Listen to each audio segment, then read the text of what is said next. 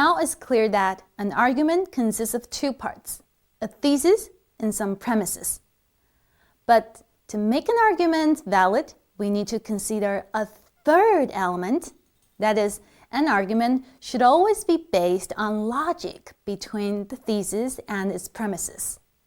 This means that the premises should be able to tell why the thesis is true.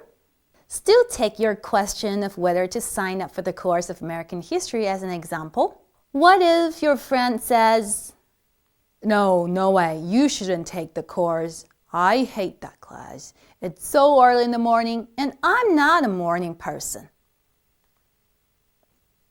Will you be convinced? I know you say no. The fact he hates morning classes doesn't necessarily support the thesis. You shouldn't take it. Unfortunately, your friend bases his judgment on personal preference. Now imagine another situation. A husband is telling his wife that they should buy a new house now. He says, the house price will soar next year. If we buy it now at a low price and sell it later at a higher one, we could make a great deal of money. But why do you believe that the house price will rise? Because I feel so. If you were the wife, would you be speechless? The husband uses intuition to justify his opinion, but that's not an argument.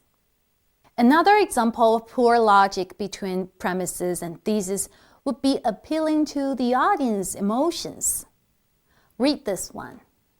I know that I haven't completed my term paper, but I really think that I should be excused.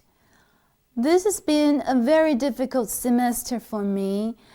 In addition, my brother has a drinking problem, and this has been very upsetting to me. Also, my dog died. What is supposedly the thesis? Yeah, I think that I should be excused. And the following sentences, the semester is difficult, I'm upset at my brother's drinking problem, and my dog died, are meant to be premises. But do these premises legitimately support the thesis? No, of course not. Although these reasons may indeed be true, they are not relevant to the thesis that I should be excused for not finishing the term paper. The author appeals to our pity or emotions instead of giving sensible reasons. To make it an argument, she could offer another reason, saying, I had a heart attack and stayed in hospital till last week. In brief, one should never rely on emotions, intuitions, or personal preferences to make arguments. Later this course, we'll have a further look at how to evaluate and improve the logic between thesis and premises.